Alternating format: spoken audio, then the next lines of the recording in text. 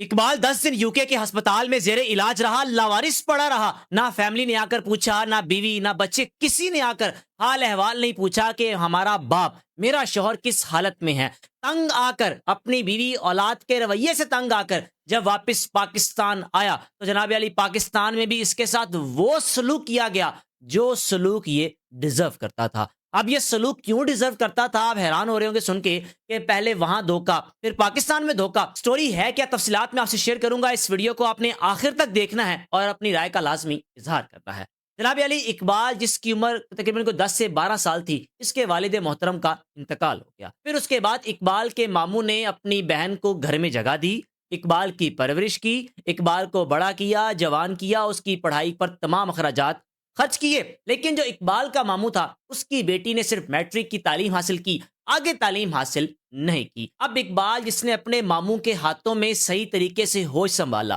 انہی کے پیسوں سے تعلیم حاصل کی، ایک مقام تک پہنچ گیا۔ کبھی بھی ماموں نے اپنی بہن سے گزارش نہیں کی کہ تم اپنے بیٹے کا رشتہ میری بیٹی کے ساتھ کر دو، ایسا کبھی مطالبہ کیا ہی نہیں۔ لیکن اقبال کی والدہ نے خود یہ فیصلہ کیا کہ میں چاہتی ہوں کہ میرے بھائی نے زندگی بھر میرے ساتھ محبت کی، اخلاق سے پیش آیا، میرا خیال رکھا۔ میں کچھ کر تو نہیں سکتی، یعنی اس کا دین تو نہیں دے سکتی، لیکن کم از کم اس کی اکلوتی بیٹی کو اپنی بہو بنا سکتی ہوں، اپنے گھر کی دلہن بنا سکتی ہوں، اور میں اپنے بیٹے کو کہوں گی کہ تم میری بھتیجی کے ساتھ شادی کر لو۔ اقبال کو جب اس کی ماں نے شادی کا کہا تو جناب علی اقبال نے صاف انکار کر دیا، یعنی ماں کوششیں کرتی رہی لیکن اقبال ٹال مٹول کرتا رہا۔ پھر اس کے بعد اقبال کی والدہ کی طبیعت اچانک خراب ہوئی تو اقبال نے فیصلہ کیا کہ اگر میری ماں اس فیصلے سے خوش ہے کہ میں ان کی بھتیجی سے شادی کر لوں، کیونکہ اقبال اپنی کزن کو کہا کرتا تھا کہ یہ ان پڑھ ہے، اس کے پاس تعلیم نہیں ہے، یہ جاہل ہے، میں پڑھا لکھا ہوں، میں اس کے ساتھ شادی نہیں کروں گا۔ بہرحال ماں کے جناب علی بیمار ہونے کے بعد اقبال نے فیصلہ کیا، اپنے ماموں سے کہا کہ میں آپ کی بیٹی کے ساتھ شادی کرتا ہوں۔ شادی ہو گئی، لیکن اقبال نے اپنی ماں سے کہا کہ آپ میری شادی تو کر رہی ہیں، دوسری شادی میں اپنی مرضی سے کروں گا، اور جب میرا دل چاہے گا میں اس کے ساتھ بات کر لیا کروں گا، رویہ جیسا بھی رکھوں گا، اس کو برداشت کرنا پڑے گا۔ اقبال کی اہلیہ کو ان چیزوں کا نہیں پتا تھا کہ میرا شوہر مجھ سے شادی کرنے میں راضی نہیں ہے، خوش نہیں ہے۔ شادی کے چند دن بعد ہی اقبال نے اپنی بیوی کو چھوٹی چھوٹی بات پر طنز کرنا، عجیب عجیب جملے کسنے، اس کی تعلیم کے حوالے سے، کبھی اس کے لمبے بال خوبصورت لگنے، کبھی جاہل لگنی، یعنی اس طرح کا رویہ اس نے اپنی اہلیہ کے ساتھ اپنا رکھا تھا۔ اب اقبال کی اہلیہ کو سب سے زیادہ چیزیں سننے کو ملتی تھی وہ یہ تھی کہ اقبال تو پڑھا لکھا تھا، لیکن اقبال کی اہلیہ نے صرف میٹرک کیا ہوا تھا، اور کہتا تھا کہ تم ان پڑھ ہو، تم جاہل ہو۔ جناب علی اقبال نے فیصلہ کیا شادی کے 6 ماہ بعد کہ میں یو کے چلا جاتا ہوں۔ یو کے جانے کا مقصد یہ تھا کہ ایک تو اس جھنجھٹ سے نکل جاؤں گا، دوسرا وہاں جا کر شادی کروں گا، زندگی بسر کروں گا، دل کرے گا پاکستان آؤں گا، دل کرے گا پوچھ لوں گا، لیکن زیادہ کوشش یہی ہوگی کہ کبھی پاکستان نہ آؤں۔ اب اقبال کی والدہ، جس نے جناب علی بغیر اپنے شوہر کے اپنے بیٹے کا خیال رکھا، بے شک خرچہ اقبال کا ماموں کیا کرتا تھا لیکن خیال تو ماں رکھتی تھی، کھانے پینے کو سب کچھ تو ماں دیا کرتی تھی، ان سب کے باوجود اقبال جناب علی ایک غلط ٹریک پر چل پڑا۔ یو کے جانے کا جب فیصلہ کیا تو اگین اپنی بیوی کو وہی طنز کرنے، وہی جملے کسنے کہ تم ان پڑھ ہو، تم جاہل ہو۔ ایک دن تو اپنی بیوی کے منہ پر تھپڑ بھی دے مارا۔ اس سب کے باوجود اقبال کی بیوی خاموشی سے برداشت کرتی رہی۔ جب یو کے چلا گیا، یو کے جانے کے بعد اپنی بیوی سے کوئی رابطہ نہ رکھا۔ اقبال کی جو والدہ تھی انہیں ساری حقیقت کا پتا تھا کہ میرے بیٹے نے اپنی اہلیہ یعنی میری بھتیجی کے ساتھ کیا سلوک رکھا ہوا ہے، یہ تو یو کے جا رہا ہے، پتہ نہیں پیچھے سے اپنی بیوی کو پوچھے گا بھی یا نہیں۔ اقبال جناب علی پاکستان سے برطانیہ چلا گیا۔ برطانیہ جانے کے بعد بیوی سے بالکل ڈسکنیکٹ ہو گیا، اور جب پہنچا تو پتا چلا کہ بیوی بھی حاملہ ہے، ماں بننے والی ہے۔ بیٹے کی پیدائش کے بعد بھی اقبال نے اپنی بیوی کے ساتھ کوئی ایسا خاص رویہ نہیں رکھا کہ خوشی کا اظہار کیا ہو، بیوی کو مبارکباد دی ہو، بس کیا تھا کہ بیٹا ہو گیا، ٹھیک ہے۔ اب جناب اقبال جو کہ یو کے میں موجود تھا اور وہاں رہتے ہوئے اس کو ایک برٹش پاکستانی لڑکی پسند آ گئی، رہن سہن وہاں کا، چال چلن سارے وہاں کے، شادی ہو گئی۔ شادی کے بعد ایک بیٹا اور بیٹی پیدا ہوئی۔ اب جب بیٹا پیدا ہوا، بیٹی پیدا ہوئی، وہاں کا کلچر اور وہاں کی تعلیم اور وہاں کا رہن سہن، اور آپ اپنی بیٹی کو کچھ کہہ نہیں سکتے، لباس وہ جیسا بھی پہنے، آپ اپنے بچوں کو ڈانٹ تک نہیں سکتے۔ وہاں کے قوانین ایسے ہیں کہ آپ کے بچے آپ کو حوالات میں بند کروا دیں گے، لیکن آپ اپنے بچوں پر انگلی نہیں اٹھا سکتے۔ اقبال نے اپنی پہلی بیوی کے ساتھ جو کرنا تھا وہ کر چکا تھا۔ پھر اس کے بعد جب دوسری شادی کی، بیٹا بیٹی کی پیدائش کے بعد بیٹا بھی جوان ہو رہا تھا، بیٹی بھی جوان ہو رہی تھی، اس بیوی پر کبھی بھی اپنا رعب نہیں جما پایا۔ وجہ یہ تھی کہ پاکستان رہتے ہوئے بیوی پر ہاتھ اٹھا لیتا تھا، پتا تھا کہ اس نے گھر میں ہی رہنا ہے، اس نے کون سا جا کر پولیس اسٹیشن کا دروازہ کھٹکھٹا دینا ہے۔ جناب علی وہاں رہتے ہوئے جب پہلی مرتبہ اپنی بیوی پر ہاتھ اٹھایا تو بیوی نے کہا کہ یہ پہلی اور آخری وارننگ ہے، آج کے بعد اگر مجھے گھور کر بھی دیکھا تو تمہارا میں وہ حال کروں گی، تم یاد کرو گے واپس پاکستان نکل جاؤ گے، میرے پاس ایک لمحہ بھی نہیں رکو گے۔ ایک طرف بیٹا بھی جوان ہو رہا تھا، بیٹی بھی جوان ہو رہی تھی، اور ساتھ ہی ساتھ پہلی بیوی سے پہلا بیٹا جو کہ پاکستان میں موجود تھا وہ بھی جوان ہو چکا تھا۔ اس نے تو آنکھیں کھولتے ہی باپ کو دیکھا ہی نہیں، صرف سن رکھا تھا جیسے جیسے بڑا ہو رہا تھا کہ جب تم پیدا ہونے والے تھے تمہارا باپ UK چلا گیا، وہ دن گیا، آج تک تمہارا باپ واپس نہیں آیا۔ اور ساتھ ہی ساتھ پاکستان میں رہتے ہوئے اقبال کی والدہ کے بھائی نے اپنی بہن سے کہا کہ اگر تمہارے بیٹے کو میری بیٹی نہیں پسند تھی تو کیوں شادی کی؟ تم نے تو مجھ پر احسان کیا، تم نے میری بیٹی کا ہاتھ مانگ لیا، لیکن تمہارے بیٹے نے جو میری بیٹی کے ساتھ کیا یہ سراسر زیادتی ہے، میری ایک ہی بیٹی تھی، اس کی زندگی بھی برباد کر کے رکھ دی۔ جناب علی اقبال نے وہاں جا کر تو شادی کر لی، بیٹا بیٹی تو پیدا ہو گئے، لیکن دوسری جانب جو پہلی بیوی تھی جس کو ان پڑھ ہونے کے طنز سننے کو ملتے تھے، اس نے بھی گاؤں چھوڑ کر لاہور جا کر تعلیم حاصل کرنے کا فیصلہ کیا، یعنی میٹرک تو کر رکھا تھا،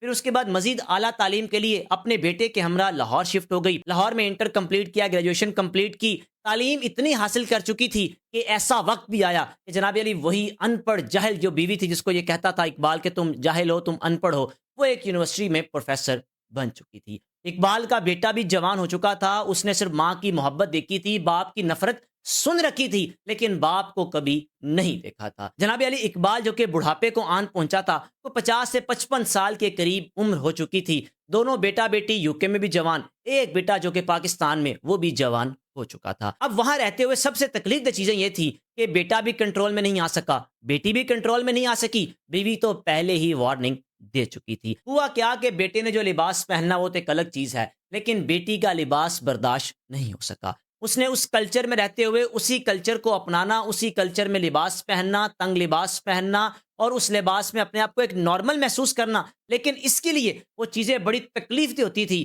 یعنی سینے پر تیر چلنے والا حساب تھا کہ میری بیٹی نے لباس کیسا پہن رکھا ہے، ایسے کیسے ہو سکتا ہے، میں یہ برداشت نہیں کروں گا۔ یہ چیزیں اس نے کیا اپنی بیٹی سے ڈسکس کرنی، بیوی نے خبردار کر رکھا تھا کہ نہ مجھے چھیڑنا ہے اور نہ میری اولاد کو بٹھا کر یہ کہنا ہے کہ اسلام یہ کہتا ہے، اسلام وہ کہتا ہے، یعنی بالکل روک رکھا تھا کہ تم نے میری اولاد پر اپنی رائے نہیں مسلط کرنی، وہ آزاد شہری ہیں، آزاد زندگی گزارنا چاہتے ہیں۔ اب بیماری نے جناب علی آج جکڑا تھا، یاد آتی تھی پہلی بیوی کی، ان پڑھ تو بے شک تھی لیکن کیا تھا کہ اس میں احساس تھا، اس میں جذبات تھے، اس میں قدر تھی، اس میں محبت تھی، پیار کرنے والی تھی، عزت کرنے والی تھی، احترام کرتی تھی۔ پہلی بیوی کی یاد ستانے لگی۔ ہاسپٹل پہنچا، بیماری کی حالت میں انتظار کرتا رہا کہ شاید بیوی آئے گی، بتا بھی دیا، بیٹے کو تصویر بھیجی، بیوی بیٹی کو تصویر بھیجی، لیکن نہ بیٹا بیٹی آئے، نہ اہلیہ آئی۔ 10 دن تک ہاسپٹل میں لاوارثوں کی طرح پڑا رہا، علاج تو چل رہا تھا لیکن جب کوئی حال احوال نہ پوچھنے آئے جناب علی آپ لاوارث ہی سمجھے جاتے ہیں۔ جب صحت تھوڑی سی پکڑی، حالت بہتر ہوئی، سوچا کہ جو بڑھاپا مجھے یہاں آن پہنچا ہے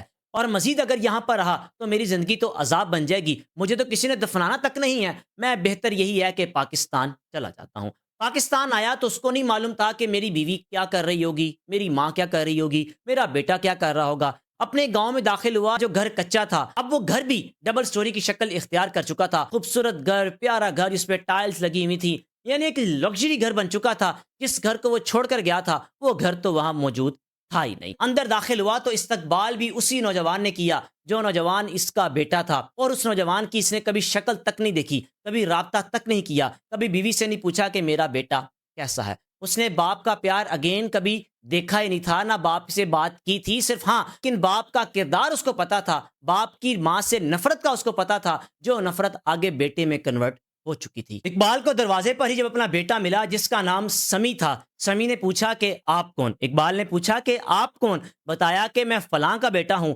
نام کس کا لیا؟ اقبال کی اہلیہ کا۔ بڑا حیران ہوا، گلے لگانے کی کوشش کی اور کہا کہ بیٹا میں تمہارا باپ ہوں۔ بیٹے نے جناب علی اپنے باپ کو دھتکار دیا کہ آپ وہی ہیں جو میری ماں کو ان پڑھ جاہل کہہ کر گئے تھے، آپ وہی ہیں جو میری ماں کو حاملہ کی حالت میں چھوڑ کر گئے تھے صرف اس لیے کہ میری ماں آپ کو پسند نہیں تھی، آپ دوسری شادی کرنا چاہتے تھے۔ آپ پاکستان کیوں آئے ہیں؟ کیونکہ مشکل وقت گزر چکا ہے، اب تو آسانیاں ہیں، میری ماں نے مشکل وقت دیکھ لیا، آپ اس وقت آئے ہیں جب مشکلیں ٹل چکی ہیں، ہم آپ کو گھر میں جگہ نہیں دیں گے، میں آپ کو نہیں برداشت کروں گا، آپ یہاں سے چلے جائیں۔ یہ بیٹے کے اپنے باپ کے بارے میں الفاظ سے پھر اس کے بعد جناب علی گھر میں اقبال کی والدہ بوڑھی ہو چکی تھی، وہ بھی موجود تھی، ان کی عمر بھی کوئی 80 سے 85 سال ہو چکی تھی، اور جب بیٹے کو ملی گلے تو لگایا اور کہا کہ بیٹا جو تم نے کیا وہ غلط کیا، تمہاری بیوی نے جس طرح تمہارے بیٹے کی پرورش کی، آج تمہیں پتا ہے تمہاری بیوی کس مقام پر ہے؟ تو کہنے لگا کہاں ہے میری بیوی؟ بتایا گیا کہ تمہاری بیوی لاہور میں ایک یونیورسٹی میں پروفیسر ہے،